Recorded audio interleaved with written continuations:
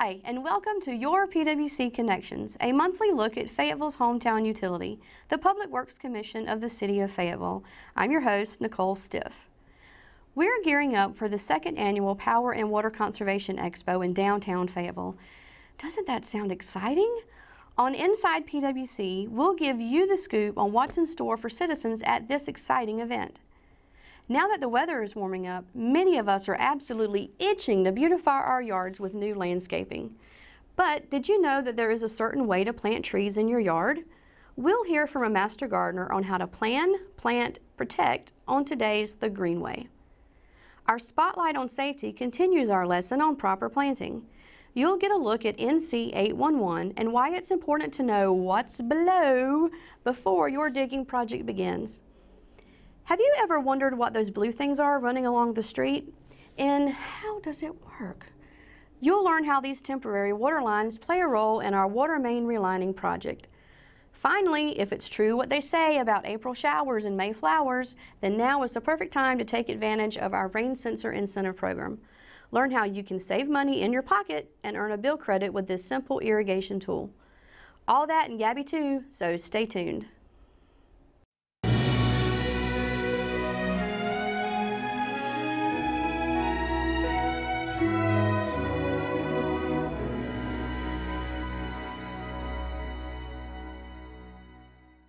The PWC Power and Water Conservation Expo is an event put on by PWC for our customers that highlights both conservation and our services. This year the expo will be in downtown Fayetteville at Skyview on Hay, and it's going to be on 4th Friday of April, which kicks off the Dogwood Festival, and it's April 22nd.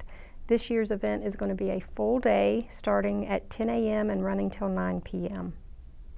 The expo is set up to highlight both conservation and PWC services. Conservation is obviously a highlight of the expo. There's lots of things that customers can learn. There's lots of things that they'll be able to get free. We have a lot of complimentary conservation tools. So for electric, we're going to have LED light bulbs, which are always a very popular item, and they're getting more popular, so we'll give you a chance to try them. We will also have some conservation tools that will help you save on your electric bill, such as our thermostat card, as well as an air filter whistle, which will help remind you when to change your air filter. And we also have insulation that's used for your outlets. There's lots of things that you can do to conserve water, and we're going to provide you the tools to do that. We start off with our dye tablets, which will help you determine if you have a leak in your toilet. We also have a very popular shower timer, which helps reduce the amount of time that you spend in the shower, or maybe your kids spend in the shower. For saving water outdoors, we have hose nozzles and hose washers. Along with the free items, we will also have PWC employees that will be there to help explain to you how to use them and how it will help you reduce your utility bill. One of the newer programs that PWC offers is incentive programs. Throughout the day, our conservation specialist and our customer service reps will be available to talk with you about how you use your utilities. They'll be able to explain to you about our incentive programs, which will help you save, as well as walk you through the application process. So one of the parts of the expo that we're really excited about is to be able to bring you in-depth look at PWC services. For instance, we are installing new meters. We will have employees there to explain how the meters work and what the benefits will be to you. You'll also get an up-close look at our new LED street lights and find out when they're coming to your neighborhood. One of the most popular parts of the expo is meeting the PWC linemen. They've even built a demonstration utility pole so that you can get an up-close and personal look at what it's like to restore power. They'll let you try out their equipment and even learn how to do their job. An important part of PWC services is protecting our environment. So during the expo, you'll get a chance to get a free fat trapper. It'll help you properly dispose of grease so it doesn't hurt our environment. Trees are another very important part of our environment, and when you come to the expo, we'll be giving out free tree seedlings. We will also give you a tree planting kit so that you can properly plant it and watch it grow. An important part of our tree program is knowing where to plant your trees so that it doesn't interrupt your utility services. We've invited NC 811 to join us that day so that they can share with you the importance of calling before you dig. Our Watersheds Department will also join us for the expo so that they can explain to you all the things that they do to protect our water quality and things that you can do to help too. The expo is a great event for all ages. For kids, we'll have our educational mascots, Willie Waterdrop and Wally Watcher, joining them at the Kids Corner for a lot of fun activities. And don't forget to pick up your free reusable tote to take home all of your great conservation tools. So remember, the expo is free and it's a full day of great information. If you want more details on the expo, please visit our website at faypwc.com. This is our second annual expo. Last year we had a great turnout and our employees are looking forward to this year, so please join us.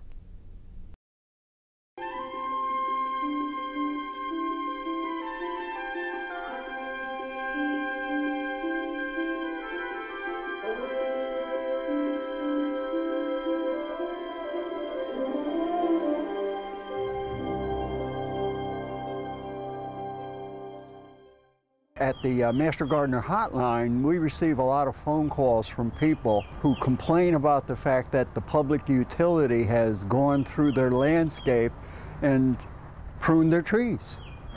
And they complain about the fact that maybe they've been over pruned. And what I suggest to them is, number one, it is not the tree's fault, because the tree is there to live long and prosper. And it's not the utility's fault, because they're protecting our electrical service, they're protecting our phone lines, they're protecting cable vision, and they have to do that sometimes by pruning tree limbs. Is it the homeowner's fault? Perhaps.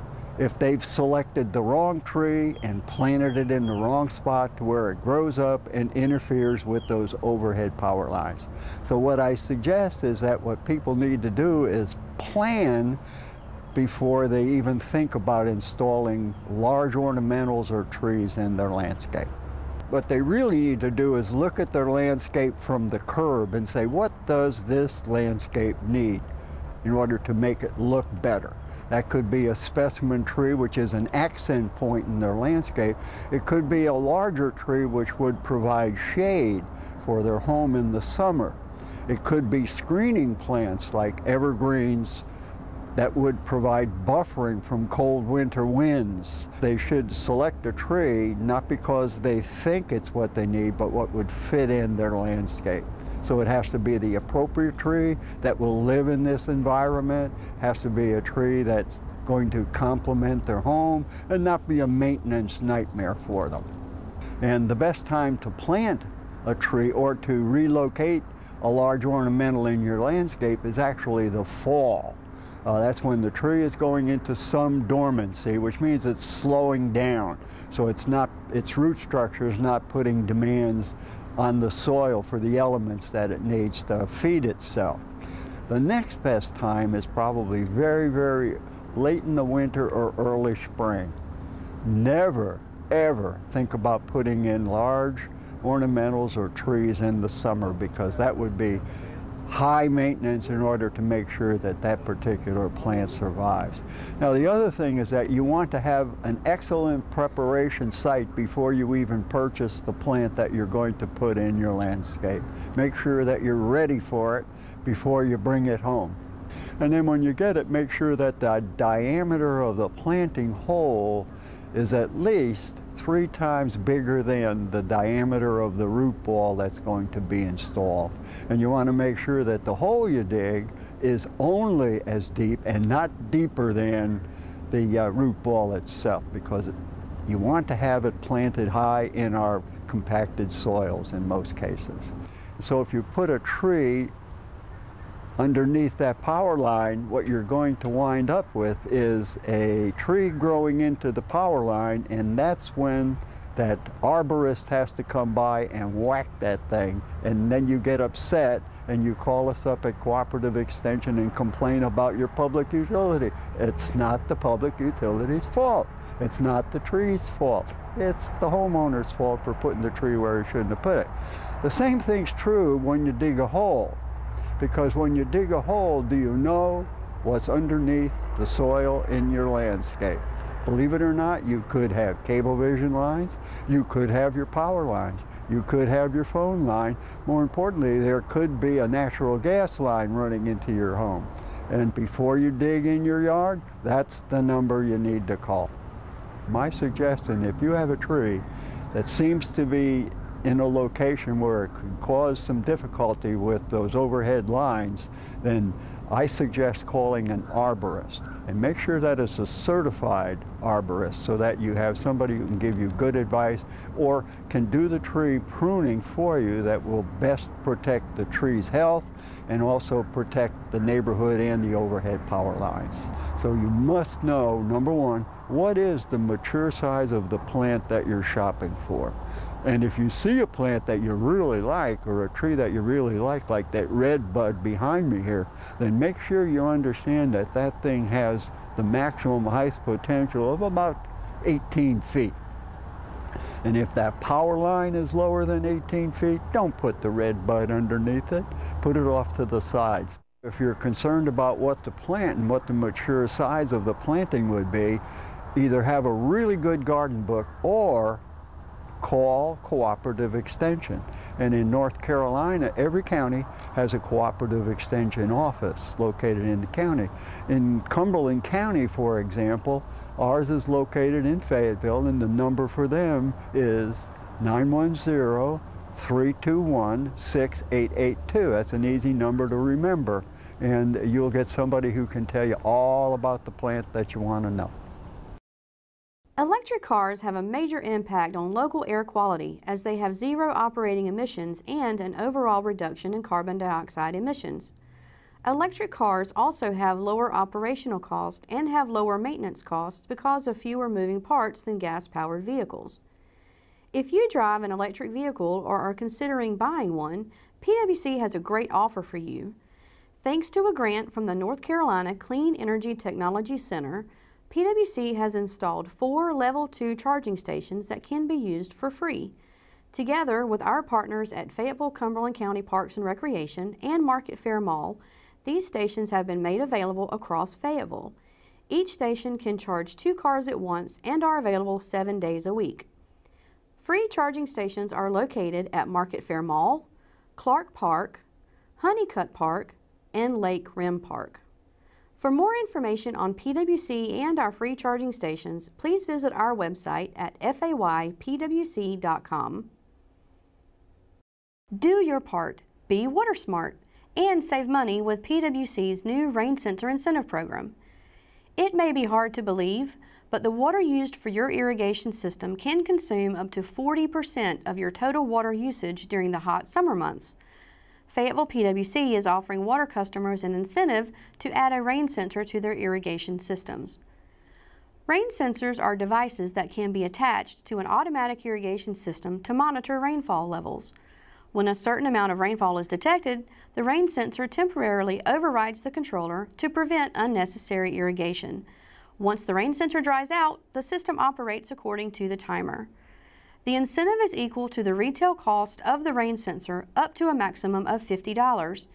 Any current residential or commercial water and/or irrigation customer is eligible to participate as long as they don't already have a rain sensor device installed, and only new qualifying models of rain sensors will be eligible for the bill credit. The program is valid from April 1st, 2016 until September 30th, 2016. Customers must agree to an on-site audit by a PWC conservation specialist after the rain sensor is purchased and installed. For complete program details, water irrigation tips, and information about PWC's odd-even outdoor watering schedule, visit our website or give the Customer Programs Call Center a ring at 223-4600.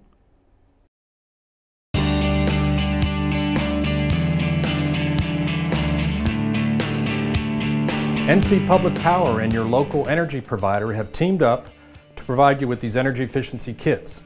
We're going to go through each item in the kit and let you know how they would help you lower your energy bill. One of the items that you'll find in the kit is a shower head. Traditionally, in most of our homes, we have shower heads that use 5 gallons of water per minute. This particular one uses 2 gallons per minute. And what this will do for you is it'll save you hundreds of gallons of water over the course of a year. Use a pair of channel lock pliers to loosen and remove your old shower head. Remove any old Teflon tape. Install new Teflon tape. Remember to wrap it clockwise.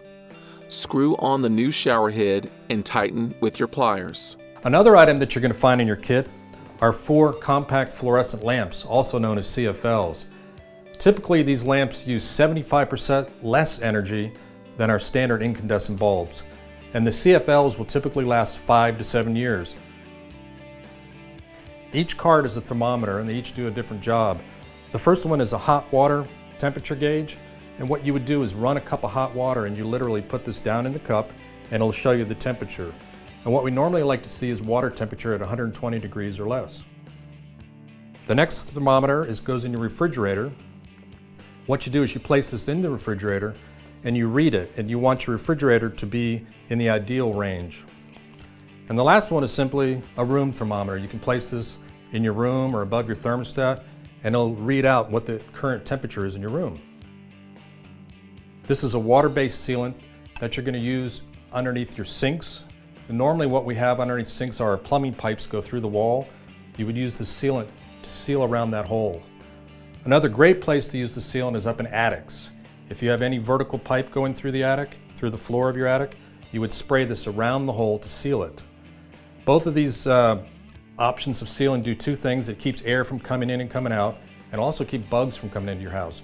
The way the filter whistle operates is you put these 2 pieces on either side of your filter, and the filter will whistle when your filter gets dirty. Simply open your return air vent using a coin or screwdriver. If your filter is dirty, discard the old one and install the whistle on your new filter. Cut a slit in the filter, then place one part on either side and snap them together.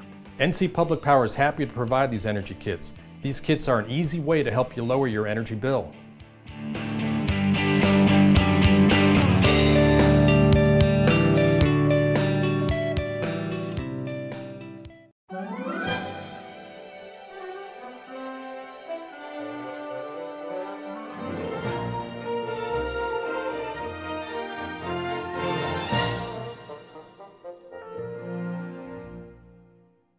PWC is relining water mains to ensure that customers receive the best water quality and best pressure and water flow. You can tell the areas that we're working when you see the temporary bypass lines along the side of the street.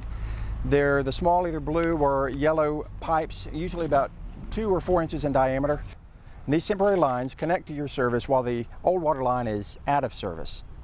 The basic idea is to clean out the deposits that are in the water main and then put a new liner on the inside of the water main to keep any deposits from reforming. The entire process in a neighborhood usually takes between 30 and 45 days depending on the project area. Relining ensures that you, the customer, get the best water pressure and water quality, along with getting water that tastes good and looks good. Now we know there is some inconvenience to folks who live and work in the area, but this process is actually a lot simpler, a lot less complex than actually digging up the streets and replacing the existing water main.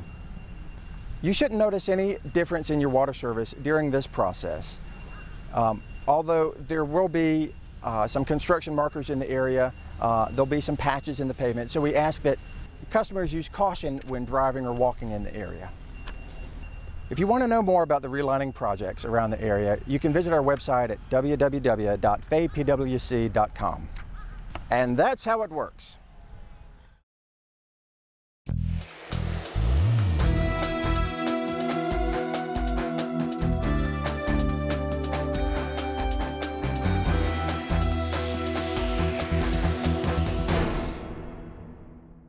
North Carolina 811 is a nonprofit organization. It's member-owned and operated, that our prime function is to receive excavation requests and transfer those over to the utilities who are members of our organization, so that they can come out and identify where their lines are, so that they can be avoided when that excavation takes place. The way it works is that the members who own facilities register the approximate location of where those facilities are with us.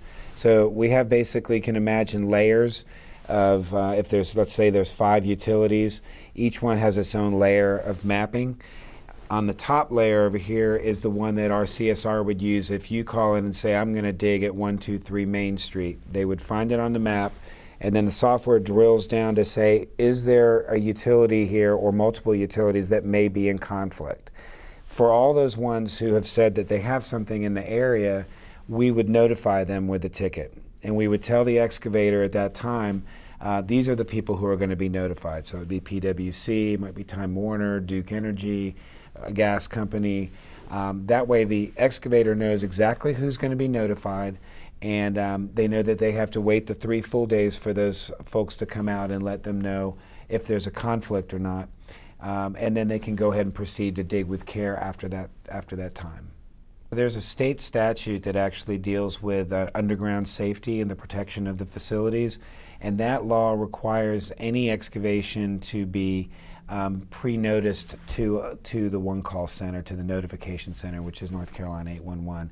There are some exceptions to that. So a homeowner who's working on their own property, not on the right-of-ways or not encroaching on any other area that there would be the facilities, only containing private lines, they have the ability to do that without calling us. We still recommend, because most people don't know where the facilities are, and in relation to something like putting up signs or a fence or a tree or something like that, we always recommend you call us. It doesn't cost anything. The service is free to the excavators.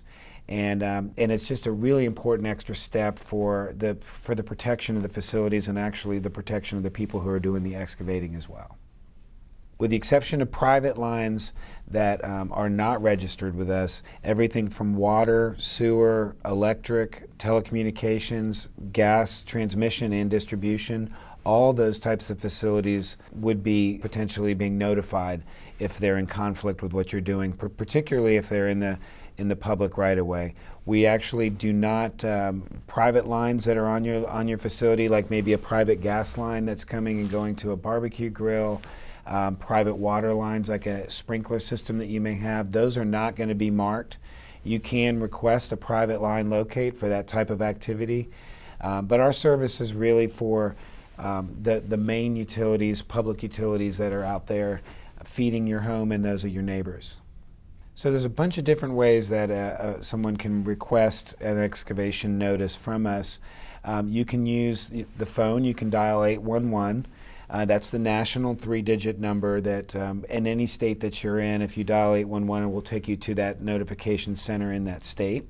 Also on your phone, you can use the app. We have an application that has over 10,500 users at this point in the state of North Carolina. Through that app, you can request a single address ticket. You can also do an update of an existing ticket if your work is going to go past the time frame of the ticket, which is 15 working days. If you're a professional excavator, we highly encourage you to use our remote ticket entry, which is an online version to create the tickets yourself using the same maps that our CSRs use when they're taking a ticket. Allows you to do it 24/7. We have 65% of all of our requests that are happening in the state are going through remote ticket entry. It's just a very popular program, and we highly encourage that of professional excavators. So our website is very comprehensive. One of the things that we've done right on the main page is, depending on what kind of a stakeholder you are, if you're a homeowner versus a professional excavator, there's some guiding videos that walk you through the process. It kind of trees down and tells you, based on what it is you're trying to do, what that process would be for a very beginner or also for someone who's more experienced. That's right on the main page. There's quite a bit of educational materials on there as well. We also have a program that we do throughout the state called Pipes Plus, and this is an hour-and-a-half long training opportunity that someone can take online and get a certificate at the end of it. There's a little final exam, I think it's 100 questions at the end of it, so you get a score and a certificate that shows you've completed that training. So there's that kind of education available. There's an event calendar out there that says, you know, these are the various things that North Carolina 811 will be attending, whether it's home shows or an agriculture day or you know, different UCC meetings or utility coordinating committee meetings throughout the state. just a wealth of information about safe digging and the safe digging process to help give people a clear understanding of exactly what NC 811 does. April was identified as Safe Digging Month and promoted that way throughout the states. We have secured our governor's proclamation as announcing April as Safe Digging Month. As many of the states do, I think almost every state at this point has governor buy-in on the Safe Digging Month and makes a proclamation. But it's the time that people start going out and, winter is over, spring has sprung, people are going out and starting to do these projects. It's a great opportunity to re-educate anybody who's not familiar with it that there is a requirement to contact 811 before you dig for your own safety and for the safety of those facilities. So it's just a great time as a national effort is underway, and we're excited to be doing the same thing. We have a lot of different events and things that are scheduled throughout the month of April to raise awareness about it and to encourage people to call before they dig.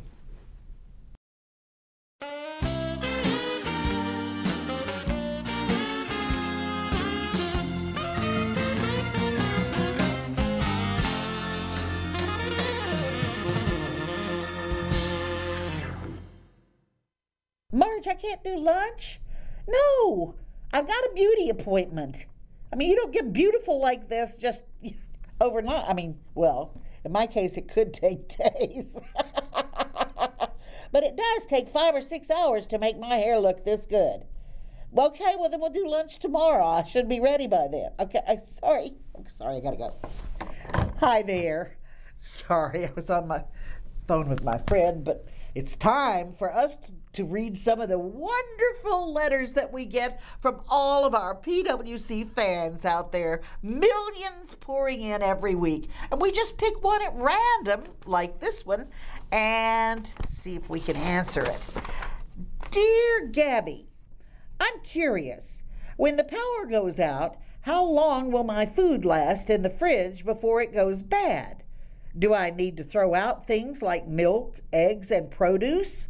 Not wanting to toss my tomatoes, Tom. Tom, that's cute. Dear Tom, you keep your tomatoes and the like. During an outage, it's important to remember to keep your refrigerator and freezer doors closed as much as possible to maintain the cold temperature. A refrigerator should keep food cold for 4 hours if the door is kept closed. So don't run every 5 minutes to the kitchen and look in to see if things are rotting yet. And a full freezer should hold its temperature for up to 48 hours. Now here's a pro tip for you. If you know bad weather's coming our way, say a hurricane or an ice storm, go ahead and fill containers such as milk cartons with water and freeze them. If the electricity goes out, you'll have blocks of ice in your fridge and freezer to help maintain cold temps. Here's some more good news for you. PWC is a reliable public power provider.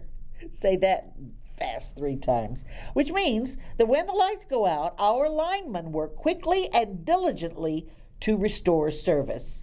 Most outages last less than an hour. Aren't our linemen the greatest? You keep those cards and letters coming. Tune in again for your PWC connections on Fay TV 7.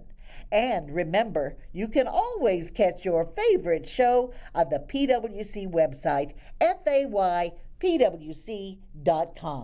or on our YouTube channel.